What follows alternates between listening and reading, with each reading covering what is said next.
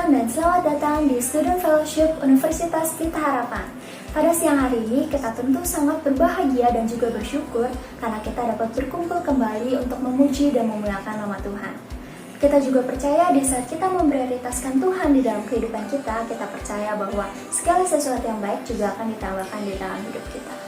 Pada siang hari ini, Student Fellowship akan dibawakan oleh Ibu Agnes Sutekno dengan tema The Willingness to Sacrifice. Dan sebelum memulai ibadah kita pada siang hari ini, ada baiknya kita memulainya di dalam doa. Oleh karena itu, mari teman-teman kita berdoa. Bapa di surga, Tuhan Yesus, terima kasih karena pada siang hari ini kami masih dapat diberi kekuatan dan juga kesehatan untuk berkumpul kembali ya Tuhan, untuk mendengarkan firman Kau. Biarlah firman Kau yang dibawakan oleh Ibu Agnes Sutekno Tuhan dapat kami mengerti dengan baik dan juga kami juga memiliki pengertian yang benar akan firman Kau Tuhan. Kami berdoa supaya kami dapat duduk diam dan juga fokus mendengarkan firman Kau, dan terlebih dahulu kami juga akan memuji dan memuliakan nama Kau Tuhan. Inilah doa kami Tuhan, di dalam nama Tuhan Yesus kami serahkan di dalam tangan-Mu. Haleluya, amin.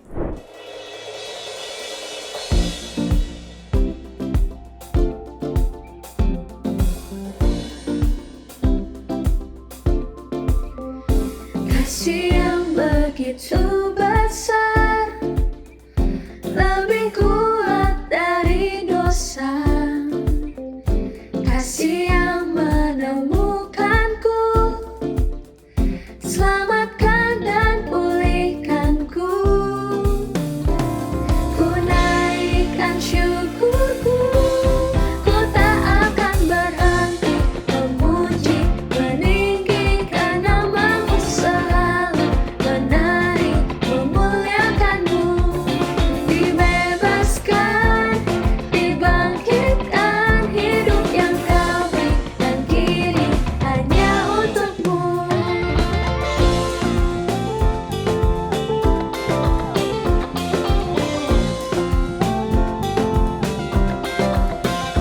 Kasih yang begitu besar, lebih kuat dari dosa. Amin. Kasih yang menemukanku, selamatkan dan pulihkanku. Ku naikkan syukurku, ku tak akan berhenti memuji, meninggikan nama-Mu selalu,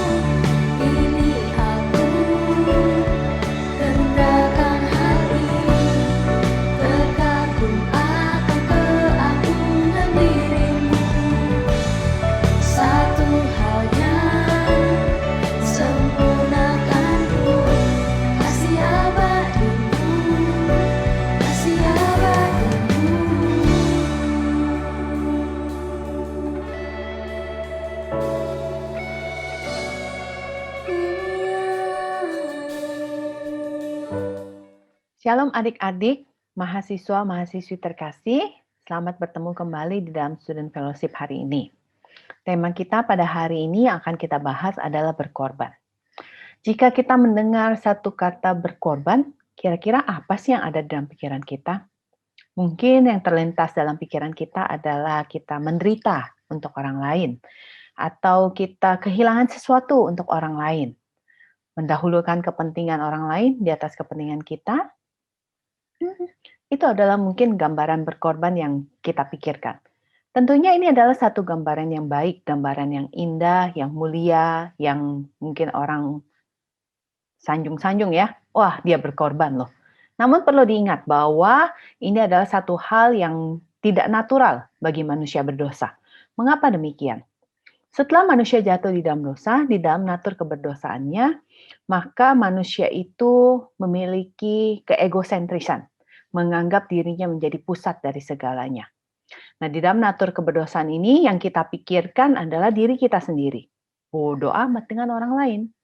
Jadi yang ada dalam pikiran kita adalah saya, dan saya lagi. Nah, seringkali kita mendengar kata-kata it's not fair. Familiar bukan? Nah, itu adalah satu kata yang sering kali kita ucapkan, baik kita sadari maupun tidak kita sadari, kita sedang mementingkan diri kita sendiri. Nah, hal ini tentunya membuat kita tidak jarang ya melakukan hal yang buruk, jadi boro-boro berkorban. Hal yang kalau tidak melakukan hal yang buruk aja udah bagus ya, boro-boro berkorban. Nah, pada hari ini kita akan mempelajari bagaimana satu tokoh Alkitab, yakni tokoh Alkitab dari Perjanjian Lama, yakni Yehuda, salah satu anak Yakub, yang tadinya karena dia mementingkan diri sendiri, dia terdorong dengan keiri hatiannya, kedengkiannya kepada saudaranya, melakukan hal yang buruk kepada saudaranya. Tapi pada akhirnya dia bertobat dan boleh diubahkan untuk mengasihi dan mementingkan orang lain daripada dirinya sendiri. Kita akan mempelajari Alkitab kita dari Kejadian 44 ayat 18 sampai 34. Saya akan bacakan ayat Alkitab kita pada hari ini. Pada saat saya membacakan, kiranya adik-adik boleh mengikuti dengan Alkitab kalian. Kejadian 44 ayat 18 sampai 34. Lalu tampillah Yehuda mendekatinya dan berkata, "Mohon bicara, tuanku, izinkanlah kiranya hambamu ini mengucapkan sepatah kata kepada tuanku dan janganlah kiranya bangkit amarahmu terhadap hambamu ini. Sebab tuanku adalah seperti Firaun sendiri. Tuanku telah bertanya kepada hamba-hambanya ini, masih adakah ayah atau saudara kamu? Dan kami menjawab, tuanku, kami masih mempunyai ayah yang tua dan masih ada anaknya yang muda, yang lahir pada masa tuanya. Kakaknya telah mati, hanya dia sendirilah yang tinggal dari mereka yang seibu. Sebab itu ayahnya sangat mengasihi dia. Lalu tuanku berkata kepada hamba-hambamu ini, bawalah dia kemari kepadaku supaya mataku memandang dia. Tapi jawab kami kepada tuanku, anak itu tidak dapat meninggalkan ayahnya. Sebab jika ia meninggalkan ayahnya, tentulah ayah ini mati. Kemudian tuanku berkata kepada hamba-hambamu ini, jika adikmu yang bungsu itu tidak datang kemari bersama-sama dengan kamu, kamu tidak boleh melihat mukaku lagi. Sebab setelah kami kembali kepada hambamu ayahku, maka kami memberitahukan kepadanya perkataan tuanku ini. Kemudian ayah kami berkata, kembalilah kamu membeli sedikit bahan makanan bagi kita. Tapi jawab kami tidak dapat pergi ke sana. Jika adik kami yang bungsu bersama-sama dengan kami, barulah kami akan pergi ke sana. Sebab kami tidak boleh melihat muka orang itu apabila adik kami yang bungsu tidak bersama-sama dengan kami. Kemudian berkatalah hambamu ayahku kepada kami, kamu tahu bahwa istriku telah melahirkan 2 orang anak bagiku. Yang seorang telah pergi daripadaku dan aku telah berkata, tentulah ia diterkam oleh binatang buas dan sampai sekarang aku tidak melihat dia kembali. Jika anak ini kamu ambil pula daripadaku dan ia ditimpa celaka, kecelakaan, maka tentulah kamu akan menyebabkan aku yang ubanan ini turun ke dunia orang mati karena nasib celaka. Maka sekarang apabila aku datang kepada hambamu ayahku dan tidak ada bersama-sama dengan kami anak itu, padahal ayahku tidak dapat hidup tanpa dia, tentulah akan terjadi apabila dilihatnya anak itu tidak ada, bahwa ia akan mati. Dan hamba-hambamu ini akan menyebabkan hambamu ayah kami yang ubanan itu turun ke dunia orang mati karena duka cita. Tetapi hambamu ini telah menanggung anak itu terhadap ayahku dan dengan perkataan, jika aku tidak membawanya kembali kepada Bapa, maka akulah yang berdosa kepada Bapa untuk selama-lamanya. Oleh sebab itu, baiklah hambamu ini tinggal menjadi budak tuanku menggantikan anak itu, dan biarlah anak itu pulang bersama-sama dengan saudara-saudaranya. Sebab masakan aku pulang kepada ayahku apabila anak itu tidak bersama-sama dengan aku. Aku tidak akan sanggup melihat nasib celaka yang akan menimpa ayahku. Inilah firman Tuhan bagi kita umat-Nya yang kudus. Kita akan berdoa sebelum kita membahas firman Tuhan ini. Tuhan, terima kasih untuk kesempatannya kami boleh mendengarkan firman-Mu, kami boleh mempelajari firman-Mu. Biarlah Tuhan, kiranya firman-Mu ini Tuhan boleh menjadi kekuatan bagi kami. Firman ini boleh mentransform hidup kami, Tuhan. Biarlah kami boleh belajar dari firman-Mu ini, Tuhan, dan kami boleh diubahkan. Kiranya Tuhan berikan hikmat kepada kami, agar kami boleh mendengarkan firman-Mu. Tuhan juga pimpin hamba-Mu yang akan berbicara, biarlah hamba-Mu boleh berbicara firman-Mu untuk mentransform kehidupan kami semua. Terima kasih Tuhan. Ke dalam tangan kasih penyertaan-Mu Tuhan, kami berdoa. Amin. Teks kita pada hari ini adalah pidato dari Yehuda, salah satu anak Yakub tadi yang kita sudah sebutkan. Nah, sebelum kita masuk kepada teks kita hari ini, saya akan mengingatkan kepada kita apa sih yang sudah terjadi sejauh ini di dalam narasi kehidupan keluarga Yakub. Apa yang menyebabkan mereka bisa sampai ke Mesir membeli makanan dan Yusuf ada di sana sebagai penguasa. Jadi singkat cerita, Yusuf yang dibenci saudara-saudaranya, itu dijual menjadi budak di Mesir. Tetapi di dalam anugerah Tuhan, pemeliharaan Tuhan, Yusuf sekarang sudah menjadi mangku bumi, penguasa atau orang nomor 2 di Mesir, yang bertanggung jawab mengatur logistik pangan. Nah, di daerah tersebut terjadi bencana kelaparan yang hebat, sehingga orang-orang ketika mendengar di Mesir ada bahan makanan, mereka berbondong-bondong datang ke Mesir untuk membeli bahan makanan. Termasuk juga saudara-saudara Yusuf. Mereka datang kepada Yusuf untuk membeli makanan. Melihat saudara-saudaranya itu, maka Yusuf ingin tahu apakah saudara-saudaranya ini sudah berubah. Nah, sehingga ia menyiapkan beberapa strategi, skenario untuk mempersulit mereka dan dengan tujuan menguji mereka. Nah, jadi Yusuf mau tahu apakah mereka sudah berubah atau belum. Nah, saudara-saudara Yusuf mengira bahwa Tuhan sedang menghukum mereka karena perbuatan mereka kepada Yusuf. Nah, Yusuf di dalam skenarionya itu membuat mereka seperti pengintai dan di dalam perjalanan mereka yang pertama mereka menahan Simeon sehingga Yusuf bisa mendapatkan garansi bahwa mereka akan kembali lagi untuk membeli bahan pangan. Nah, Yusuf di dalam skenario yang berikutnya, Yusuf membuat Benyamin yang tadinya tidak diizinkan Yakub untuk pergi bersama-sama dengan mereka ke Mesir, itu terpaksa harus ikut di dalam perjalanan keduanya. Nah, bahkan di dalam skenario yang terakhir ini, Yusuf membuat Benyamin menjadi pihak yang bersalah dan harus dihukum. Sedangkan saudara-saudara lainnya boleh diizinkan pulang dengan damai. Nah, Yusuf ingin tahu bagaimana reaksi saudara-saudaranya. Nah, kita sudah kalian bisa membaca kejadian selengkapnya di dalam Kejadian 42 sampai 44 ini. Nah, bagaimana reaksi saudara-saudara Yusuf? Kan mereka sudah mendapatkan lampu hijau untuk meninggalkan Mesir, kembali ke tanah Kanan tanpa harus menanggung apapun. Tinggal meninggalkan Benyamin saja. Mereka tidak perlu bersama-sama dengan Benyamin menerima konsekuensinya, karena yang salah adalah Benyamin, karena kedapatan piala di dalam kantong Benyamin sendiri. Nah, namun apa yang dilakukan oleh saudara-saudaranya ini menunjukkan bahwa mereka sudah berubah. Mereka tidak kabur, mereka tidak meninggalkan Benyamin, tetapi bersama-sama dengan Benyamin kembali ke kota untuk menghadap Yusuf untuk bertanggung jawab. Nah, perkataan Yehuda di dalam Kejadian 44 ayat 16 itu, yakni, saya akan bacakan.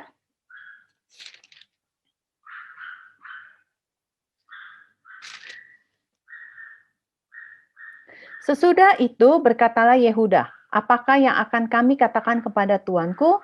Apakah yang akan kami jawab? Dan dengan apakah kami akan membenarkan diri kami? Allah telah memperlihatkan kesalahan hamba-hambamu ini.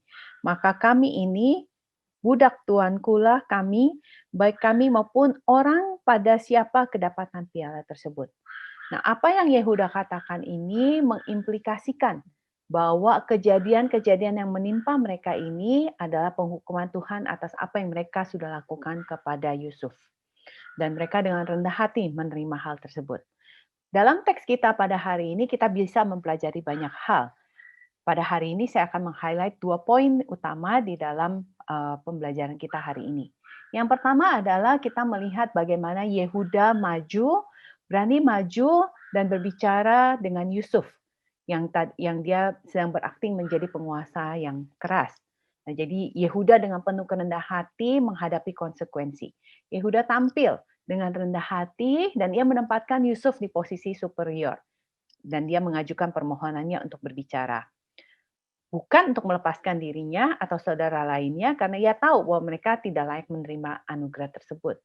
Nah, di dalam narasi teks kita hari ini kita juga akan melihat bagaimana Yehuda itu mengasihi ayahnya dan saudaranya. Nah, Yehuda memulai dengan mengungkapkan apa sih yang sudah terjadi sampai saat ini, rintangan apa yang mereka hadapi sampai mereka kembali membawa Benyamin. Nah, di dalam narasi ini Yehuda berkali-kali menyebutkan ayahnya. Dan kita ingat bahwa di dalam bahasa Ibrani, ketika adanya satu pengulangan, itu menunjukkan satu hal yang penting atau menjadi penekanan. Nah, ini bisa memberikan kepada kita satu implikasi bahwa Yehuda sedang berbicara mengenai ayahnya yang sangat penting buat dia. Karena dia mengulang-ulang, ayahnya, ayahnya, ayahnya. Nah, di dalam narasi ini dengan sangat jelas Yehuda memikirkan perasaan ayahnya. Dan dengan sangat jelas bahwa ia mengatakan ia akan melakukan apapun untuk tidak melukai ayahnya. Nah, di dalam Yehuda menggambarkan kasih ayahnya pada saudaranya Benyamin, itu adalah satu gambaran yang sangat intens. Jadi coba kita perhatikan bagaimana Yehuda menggambarkan kasih ayahnya kepada Benyamin. Yehuda mengatakan bahwa memisahkan Benyamin dari ayahnya itu akan mengakibatkan ayahnya yang mati. Ayahnya akan mati. Ayahnya yang ubanan turun ke dalam dunia orang mati karena nasib celaka. Nah, hidup keduanya itu terpaut begitu kuat. Sekalipun demikian, kita lihat penjelasan Yehuda menggambarkan kasih yang begitu besar, tidak terdapat indikasi bahwa Yehuda menunjukkan kepahitan, keirhatian, dan kebenciannya. Karena kalau Yehuda menunjukkan tersebut, tentunya dia tidak akan datang untuk berbicara on behalf of Benyamin, ya. Nah, kita bandingkan Yehuda yang sekarang ini dengan Yehuda yang dahulu. Yehuda yang dahulu mengusulkan menjual Yusuf. Ia tidak memikirkan apa yang diakibatkan dari tindakan tersebut. Ia bersama saudara-saudaranya sudah mau membunuh Yusuf sebenarnya, tetapi kemudian pada akhirnya Yehuda mengusulkan bagaimana menjual Yusuf menjadi budak di Mesir. Nah, ia tidak memikirkan apa yang akan terjadi. Ia tidak memikirkan bagaimana perasaan ayahnya ketika tidak mendapatkan Yusuf kembali. Bahkan di dalam Kejadian 42 ayat 21 digambarkan bahwa Yehuda dan saudara-saudaranya tidak mempedulikan perasaan Yusuf. Yusuf dengan sesak memohon belas kasihan pada mereka, tetapi mereka tidak mempedulikannya. Yehuda yang sekarang sudah berubah. Ia menerima penghukuman Tuhan dan yang membukakan keberdosaannya. Tadi di Kejadian 44 ayat 16 kita sudah baca. Yehuda yang dahulu menjual Yusuf sebagai budak, sekarang rela menjadi budak demi keselamatan ayahnya. Karena kalau Benyamin tidak pulang dengan mereka, tentunya ayahnya akan mati. Nah, sehingga Yehuda mengusulkan dirinya untuk menggantikan Benyamin. Yehuda yang sekarang sudah berubah, kita lihat ya. Nah, atas dasar kasihnya kepada ayahnya, Yehuda sudah membuat perjanjian dengan ayahnya, karena dia tidak mau melukai ayahnya, dia berjanji bahwa dia akan membawa pulang Benyamin bersama dengan mereka. Nah, sehingga ketika Benyamin kedapatan menjadi pihak yang bersalah, Yehuda mengatakan dia akan menggantikan Benyamin. Nah, di dalam Kejadian 44 ayat 33, Yehuda berkata, "Oleh sebab itu baiklah hambamu ini tinggal menjadi budak tuanku menggantikan anak itu. Dan biarlah anak itu pulang bersama-sama dengan saudaranya." Wow, ini adalah satu hal yang ironi tentunya ya. Yusuf pasti tercengang. Saudaranya yang dahulu mengusulkan dirinya, Yusuf dijual menjadi budak, sekarang menawarkan dirinya menjadi budak Yusuf. What a turning point ya. Nah, perubahan yang ajaib ini kita bisa lihat bahwa ini adalah satu hal yang tidak natural ya, perubahan tersebut. Tadi kita sudah menyebutkan bahwa di dalam natur keberdosaan manusia, manusia itu egosentris. Nah, terjadinya perubahan ini tentunya bukan satu hal yang natural bagi orang berdosa. Di dalam pembelajaran WDK kita sering juga mungkin kita sudah mempelajari bahwa manusia yang berdosa tersebut, manusia itu total inability. Jadi manusia tidak dapat merubah dirinya, tidak dapat mengubah dirinya dari yang berdosa menjadi tidak berdosa. Nah, kita melihat tentunya perubahan yang ajaib ini, pekerjaan Roh Kudus di dalam diri orang yang berubah. Dalam hal ini Yehuda. Nah, Yehuda seperti saudara yang lainnya membenci Yusuf dan ingin membunuhnya, sekarang sudah berubah. Ia tidak hanya tidak iri kepada Benyamin, tidak membenci Benyamin, yang jelas-jelas kita lihat bahwa dari gambaran Yehuda dikatakan Benyamin itu mendapatkan perlakuan khusus dari ayahnya. Ayahnya mencurahkan kasihnya kepada Yusuf yang sama dengan kasihnya kepada Yusuf kepada Benyamin. Dan juga di dalam narasi sebelumnya, jika kita baca, maka Benyamin pun mendapatkan perlakuan khusus dari pemimpin Mesir. Ia mendapatkan porsi yang lebih banyak dan sebagainya. Tetapi kita lihat bahwa tidak ada indikasi Yehuda itu iri hati, dengki kepada Benyamin. Bahkan ia rela menggantikan posisi Benyamin untuk menerima hukuman. Nah, apa yang Yehuda lakukan ini mengingatkan kita seperti apa yang dituliskan di dalam Filipi 2. Bagaimana Yesus mengosongkan dirinya, mengambil rupa seorang hamba, bersedia mati di atas kayu salib untuk menggantikan posisi kita. Wow, what a something wonderful ya. Nah, di dalam kitab Kejadian memang tidak diceritakan secara literal, tidak ada narasi yang mengatakan Yehuda dan saudara-saudaranya bertobat. Namun kita ingat dalam pembelajaran kita di dalam Alkitab, bagaimana Yesus mengajarkan kepada kita di dalam Matius 7 ayat 16, mengajarkan bahwa dari buahnya kita mengenal pohonnya. Apakah pohon itu baik atau tidak. Yakobus di dalam Yakobus 2 ayat 17 mengatakan, iman akan disertai dengan perbuatan. Nah, dengan demikian ketika kita melihat apa yang terjadi di dalam diri Yehuda, apa yang Yehuda lakukan, tindakan Yehuda, itu adalah satu gambaran perubahan yang sudah terjadi di dalam diri Yehuda. Nah, jadi kita bisa melihat bahwa hal ini adalah satu pekerjaan Roh Kudus di dalam diri Yehuda yang membuat dia berubah. Nah, Yehuda yang sudah diubahkan ini rela menggantikan posisi Benyamin saudaranya. Ya, ini adalah satu hal gambaran yang kita bisa lihat bahwa 2000 tahun kemudian seorang anak keturunan Yehuda juga melakukan hal yang sama, namun jauh lebih besar. Ia memberikan nyawanya menggantikan umat manusia yang berdosa, menanggung murka Allah. Allah yang begitu besar mengasihi dunia ini, ia datang di dalam diri pribadi Yesus Kristus. Pribadi Yesus Kristus ini melakukan kehendak Bapa yang di surga, memberi dirinya menjadi penebus umat manusia, sehingga semua yang boleh percaya padanya diselamatkan. Ya, oleh kuasa darahnya di atas kayu salib, kita boleh dibenarkan. Kita dimampukan untuk berubah, untuk menjalankan perintahnya.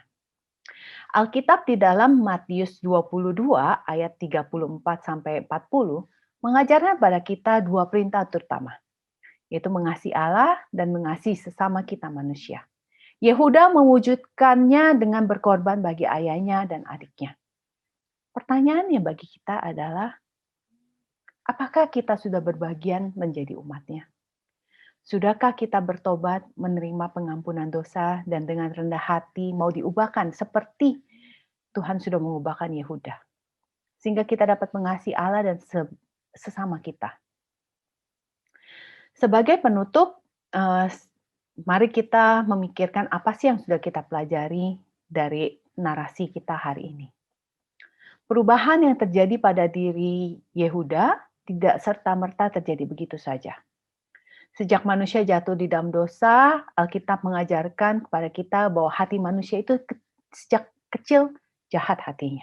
Di dalam Kejadian 8 ayat 21, Alkitab mengajarkan pada kita bahwa manusia berdosa sejak kecil hatinya jahat. Manusia memberontak terhadap Allah dan ingin menjadi Allah bagi dirinya sendiri. Sounds familiar? Ya, itulah yang terjadi di Taman Eden. Manusia ingin menjadi Tuhan atas dirinya sendiri. Manusia yang egosentris mau mementingkan dirinya sendiri. Yang dipentingkan hanya dirinya sendiri.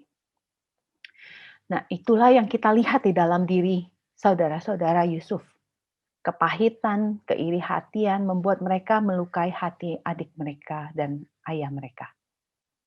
Namun apa yang dirancangkan, apa yang jahat yang dirancangkan kepada Yusuf, itu Tuhan pakai. Kejadian 50 ayat 20 dikatakan bahwa walaupun saudara-saudaranya merancangkan yang jahat pada Yusuf, tapi Allah menggunakannya, Allah mereka-rekakannya untuk kebaikan. Efesus 2 ayat 10 mengajarkan pada kita bahwa oleh karena kasih karunia Allah menyelamatkan kita untuk lakukan pekerjaan baik. Dalam Yohanes 15 ayat 13, Yesus mengatakan tidak ada kasih yang lebih besar daripada kasih seorang yang memberikan nyawanya untuk sahabat-sahabatnya. Yesus mengajarkan pada kita, bahkan memberi teladan pada kita bagaimana ia mengasihi umatnya, berkorban buat umatnya, mati di atas kayu salib untuk menebus dosa-dosa kita. Sudahkah kita mengikuti teladan Tuhan kita? Mengasihi Allah, mengasihi saudara-saudara kita, berkorban bagi saudara-saudara kita, sehingga Tuhan boleh dimuliakan. Mari kita berdoa. Tuhan, terima kasih untuk kesempatannya kami boleh belajar dari satu pribadi di dalam Alkitab, Yehuda. Di mana kami boleh belajar Yehuda yang tadinya iri hati, yang penuh kedengkian, mementingkan diri sendiri, boleh Tuhan ubahkan. Sehingga ia boleh menunjukkan kasih-Nya, menunjukkan kasih Allah yang sudah dicurahkan pada dirinya, kepada saudara-saudaranya, kepada sesamanya, ayahnya, saudaranya. Tuhan, biarlah kiranya Tuhan, kami sebagai umat-Mu Tuhan, boleh mengasihi Engkau, boleh mengasihi saudara seiman kami, boleh mengasihi sesama kami Tuhan, dan kami mau mengorbankan diri kami Tuhan, melakukan hal yang baik untuk orang-orang sekitar kita, untuk orang-orang sekitar kami, sehingga nama Tuhan boleh dimuliakan. Dan biarlah Tuhan, melalui kesaksian kehidupan kami Tuhan, orang-orang yang belum percaya Tuhan, mereka boleh datang kepadamu Tuhan. Biarlah kiranya Tuhan, apa yang kami boleh pelajari hari ini, boleh merubah hidup kami, boleh menjadikan kami Tuhan, orang yang diubahkan. Dan kami mau mengasihi Allah dan mengasihi sesama kami. Terima kasih Tuhan, dalam nama Tuhan Yesus kami berdoa. Amin. Kami mau meresponi firman-Mu Tuhan. Dan kami percaya Tuhan bahwa kasih-Mu dapat mengubah segalanya. Ini waktu yang Tuhan janjikan,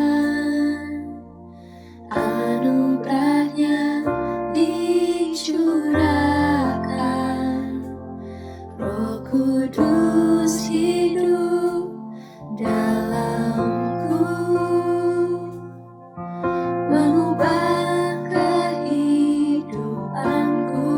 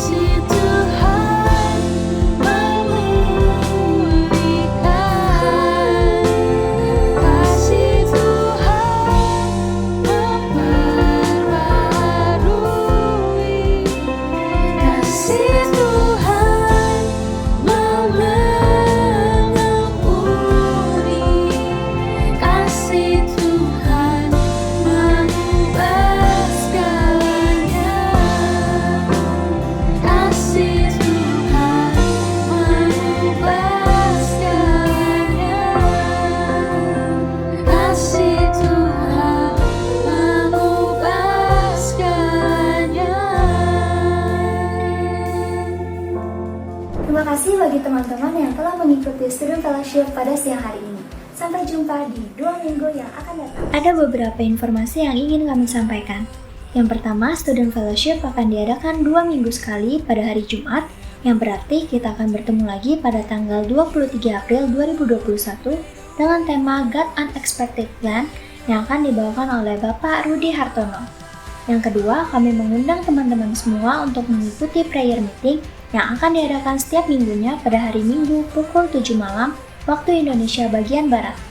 Sekian informasi dari kami, selamat melanjutkan aktivitas kalian. Tuhan Yesus mengasihimu.